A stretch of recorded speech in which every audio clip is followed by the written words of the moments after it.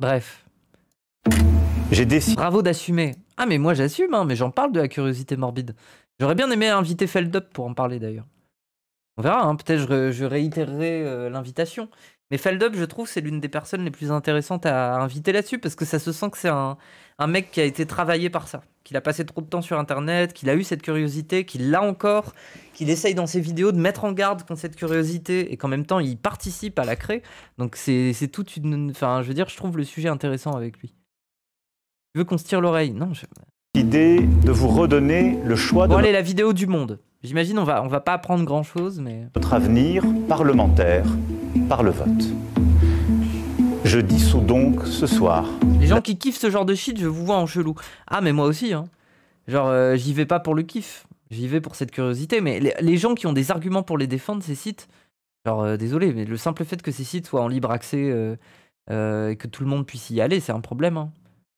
C'est un problème, genre, désolé, mais il y a des gamins qui tombent dessus sur ces sites, évidemment, genre... Assemblée nationale.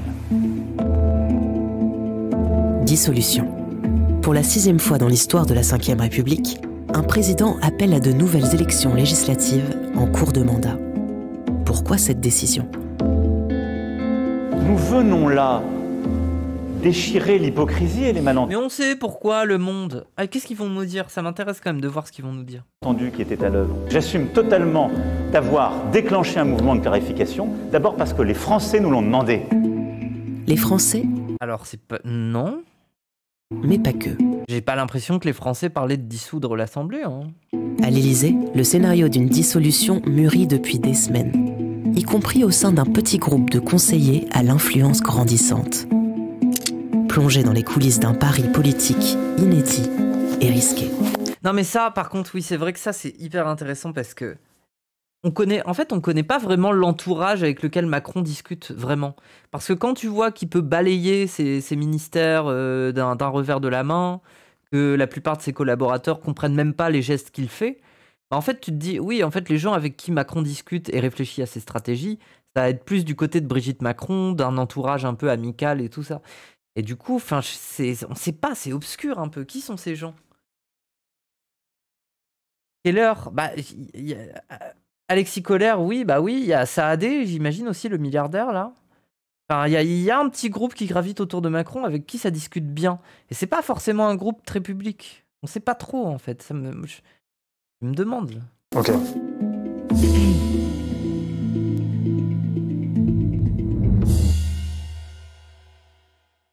Cette idée de la dissolution, c'est quelque chose qui est en germe depuis le premier jour du quinquennat, depuis que l'Assemblée nationale a donné seulement une majorité relative à Emmanuel Macron. Beaucoup plaidaient plutôt pour une dissolution à l'automne, au moment des débats sur le budget, parce qu'à ce moment-là, le gouvernement risquait d'être mis en minorité, en tout cas qu'une motion de censure soit votée par les oppositions à l'Assemblée nationale sur le budget. Sauf... En fait, c'est fou quand même, parce que là, Macron, il s'est mis dans une épine dans le pied. Il aurait pu continuer pendant 3 ans avec une assemblée divisée où il fait passer au 49-3 les trucs.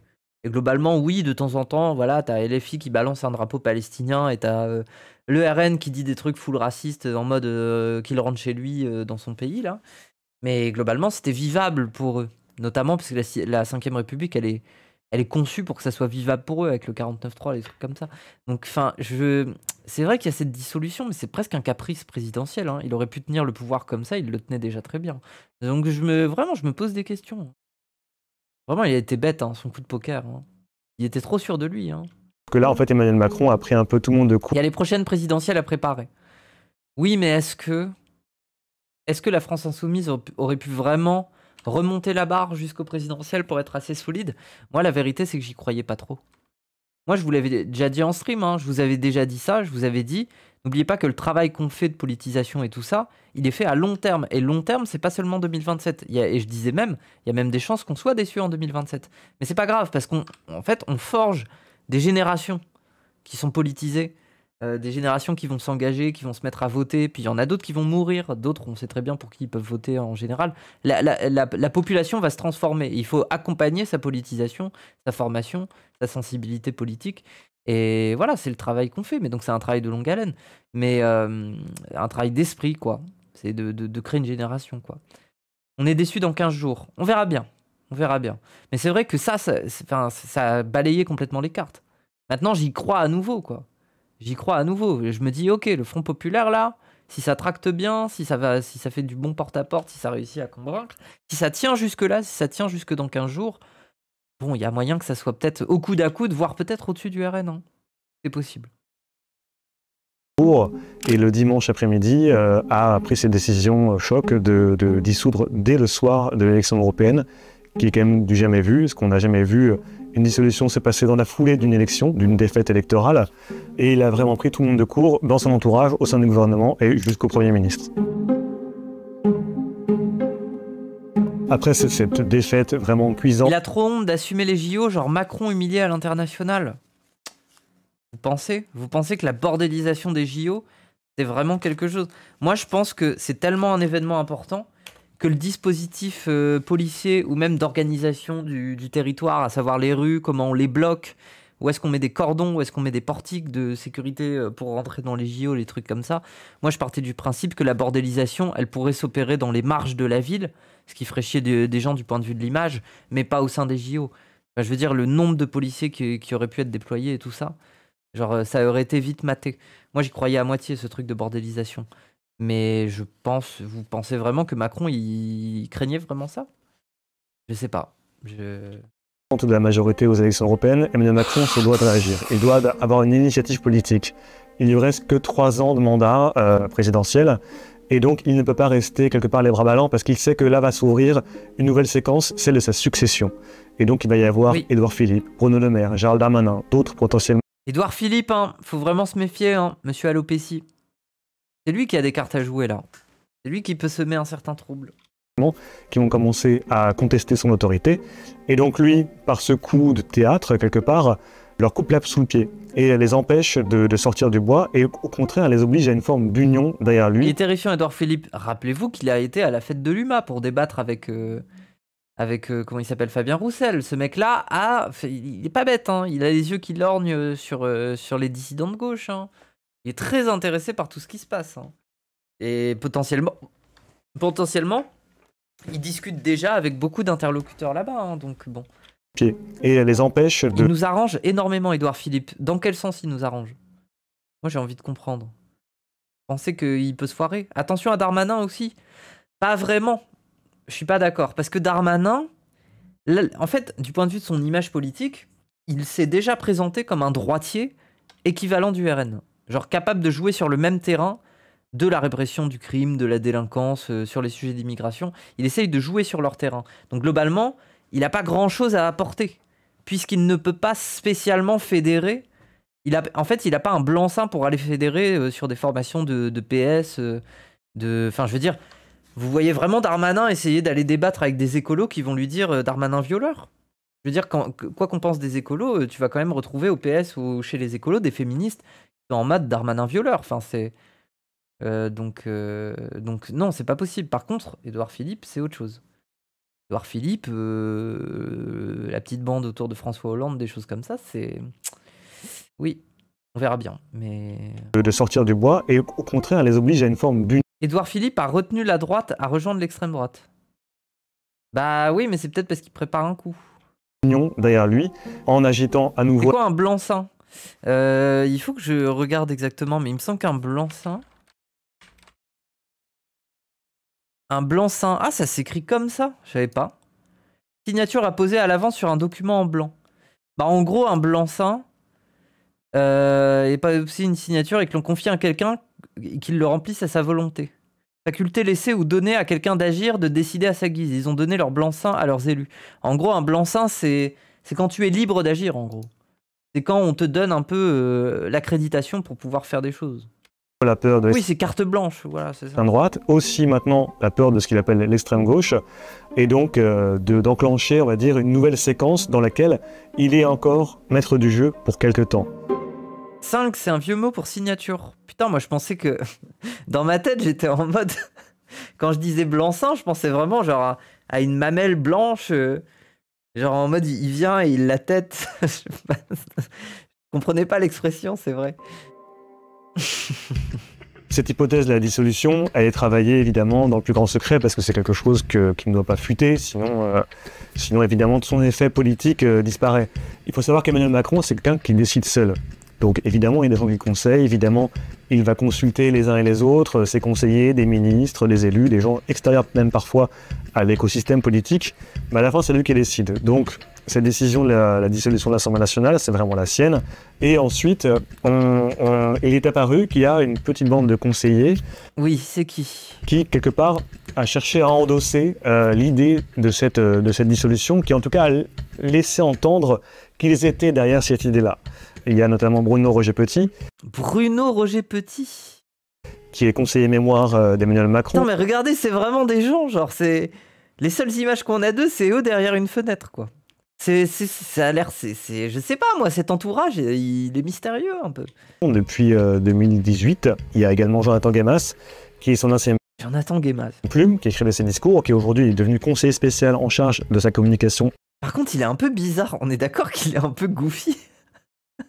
Regardez, on a l'impression qu'il est en train de tomber.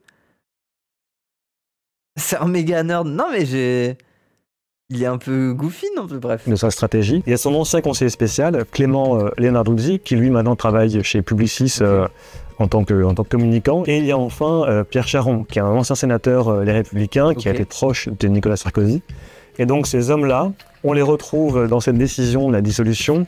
Et une fois la décision annoncée, ils se sont répandus dans la presse, dans des offs, avec parfois une espèce de confiance en eux assez frappante.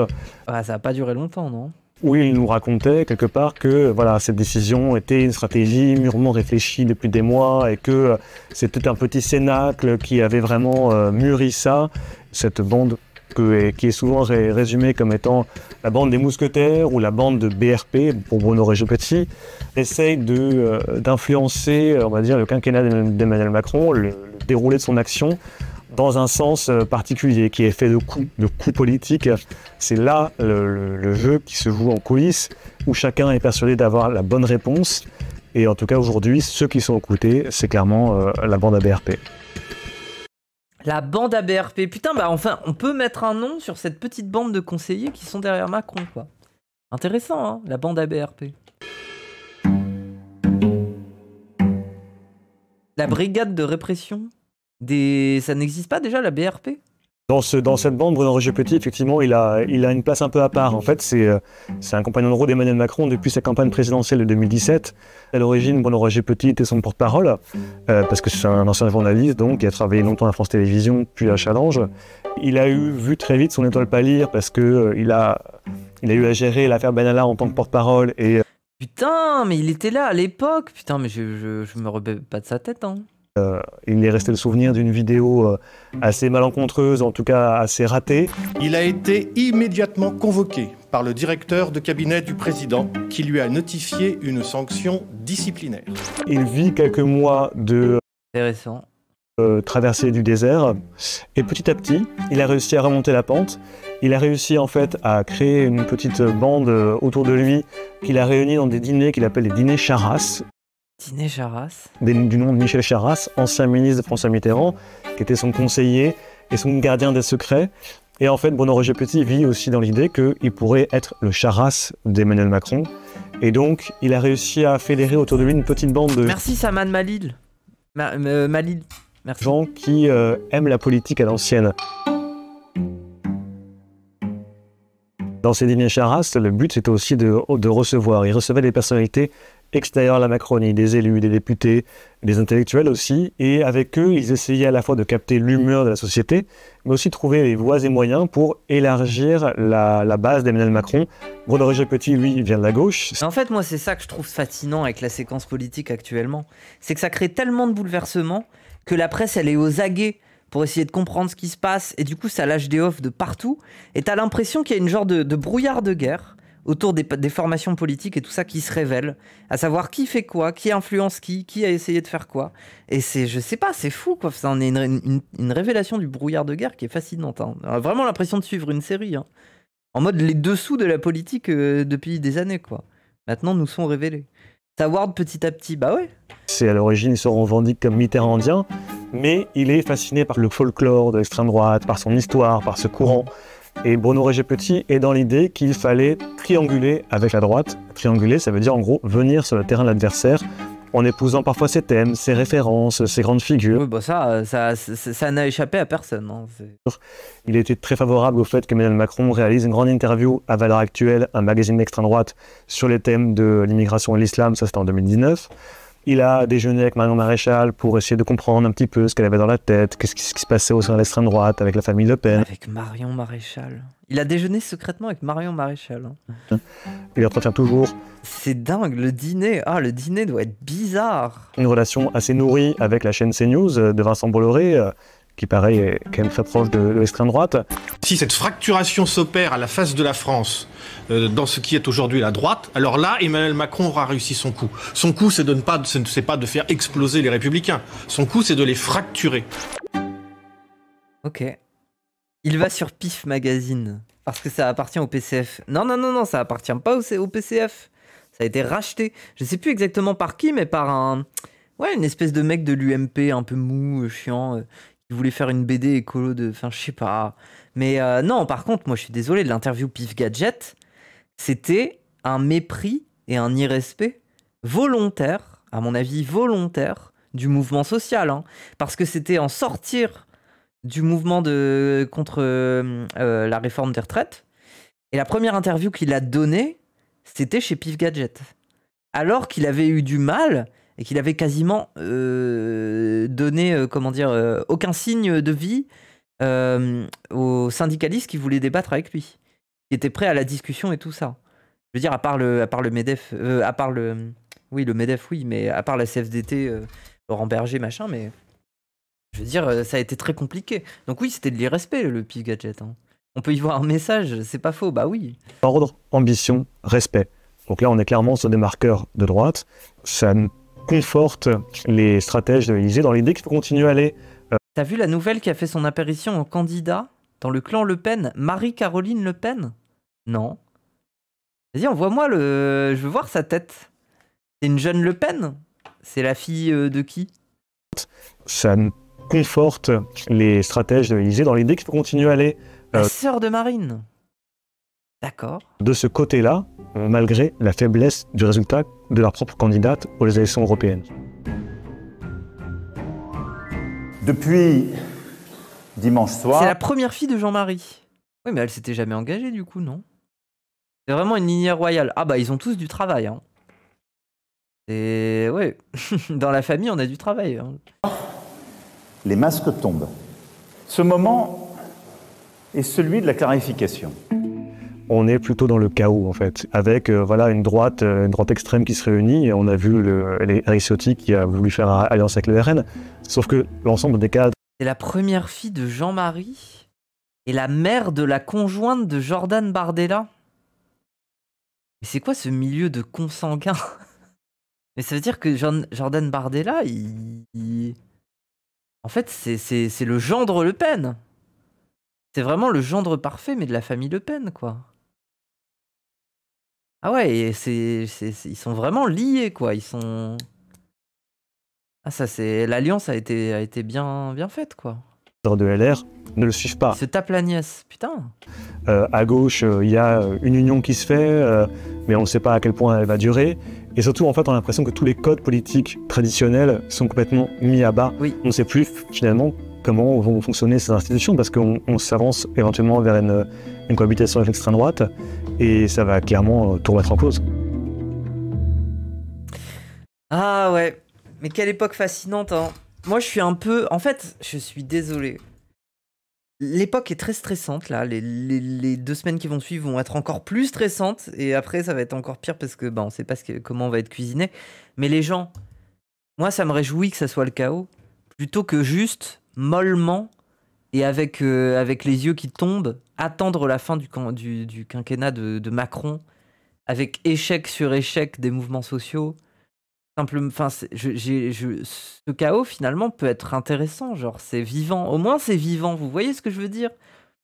C'est pas, on n'est pas obligé de subir le quinquennat de Macron avec une mine de plomb. Là au moins on peut se bagarrer, là au moins ça joue quoi, au moins ça joue et du coup je suis heureuse un peu. Moufette a dit quitte à crever, autant y aller avec panache. Non, j'ai pas dit ça, j'ai dit que ça joue. La game se joue, quoi. Alors qu'avec Macron, globalement, c'est comme si tu commençais une game de League of Legends, mais elle est horrible. Et du coup, tu tapes FF dans le chat, t'es en mode vas-y FF. Mais non, t'es obligé que la game elle dure 50 minutes et que tes alliés de merde, ils meurent en boucle. Et ils sont nuls. Non, t'es obligé de la subir, cette game. Bah, c'était pareil avec le quinquennat de Macron. Donc, au moins, ça joue.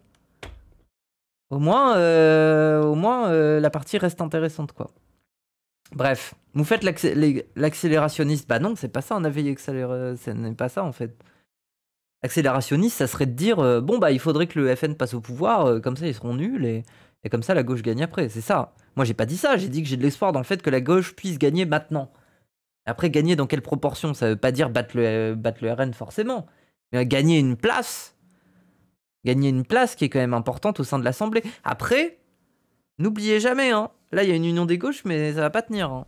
Après, derrière, le cheval de bataille de LFI, ça va être de rester hégémonique au sein de ces gauches, de pas se faire avoir, et je pense même, sur le temps long, de neutraliser progressivement les stratégies du PS pour récupérer l'attention. Ça va être de minutieusement les neutraliser. Mais ça, il faut pas le dire. Faut pas le dire parce que pour l'instant, c'est l'union. On jette tous les différends à la rivière. Mais la vérité, c'est que ça va être ça. Si jamais il y a le groupe FI qui est à côté du PS avec toutes les circonscriptions que le PS peut gagner, il va falloir méthodiquement les neutraliser. Mais on va voir. Ça dépend des séquences politiques à venir. On laisse Cranidos faire. Bah, il s'en sort très bien, ouais. C'est très fort, hein. T'es hyper optimiste parce que moi, ma plus grosse angoisse, c'est quand les gens vont retomber dans l'inaction après les législatives et que même si le RN gagne, de voir tous les gens qui vont quitter le navire et devenir des collabos. Pourquoi les gens deviendraient forcément des collabos? Enfin, je sais pas, on verra. Mais bref. D'ailleurs, Jordan Bardella, c'est le fils d'une Italienne et d'un Italien immigré qui ont divorcé et le mari actuel de Marion Maréchal, Le Pen, de son vrai nom de naissance, est en couple avec un Italien. Il vient d'un parti proche de Giorgia Meloni. Et le père biologique de cette femme est un ancien agent de la DGSE et du Mossad qui est mort dans les années 80. Putain, ok. Le chaos est tellement fort qu'il y a une alliance, une chance que ça profite à gauche. Oui, voilà. Et le combat PS et LFI sera intense jusqu'à la fin du quinquennat. C'est ça. Mais ça sera intéressant, justement. C'est bien. C'est bien, c'est bien. Tant mieux.